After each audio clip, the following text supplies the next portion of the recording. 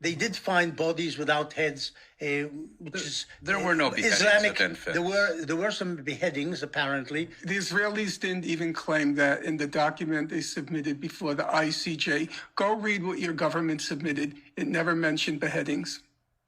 Well, as far as I know, there were some read it. people who were beheaded. Yeah. But We could bring it up right you now. also deny that there were rapes there. I didn't deny. I said I've not seen convincing evidence that confirms it. I've said that from day one, and I'll say it today, 4.5 months later. I've been speaking in public now, I would say since the late 1980s, and interviewed and so on. I have never on one occasion ever been asked to condemn any Israeli act. When I've been in group discussions, those supporting the Israeli action or perspective, I have never encountered an example where these individuals are asked to condemn what Israel is doing.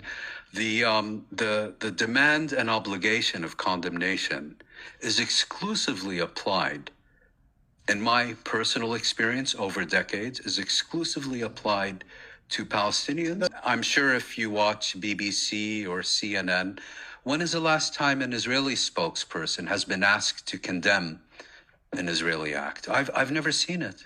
I don't think we condemn the Arab side either, though, right? I don't think there was any condemnation. No, but now that we're talking about Israeli victims, all of a sudden morality is Well, I central. think the reason why it comes up is because there's no shortage of international condemnation for Israel. As Norm will point out 1,000,000 times that there are 50 billion UN resolutions, you've got Amnesty International, you've got multiple bodies of the UN, you've got now this case for the ICJ, so there's no question of if there's condemnation for Israel. Sorry. I said the Hamas has kindergartens and summer camps in which they train to kill Jews, children aged 5 and 6. Secondly, you keep saying Jews, to which I would respond. They use the word Jews. To which I would respond that Hamas does not have a record of deliberately targeting Jews who are not Israelis.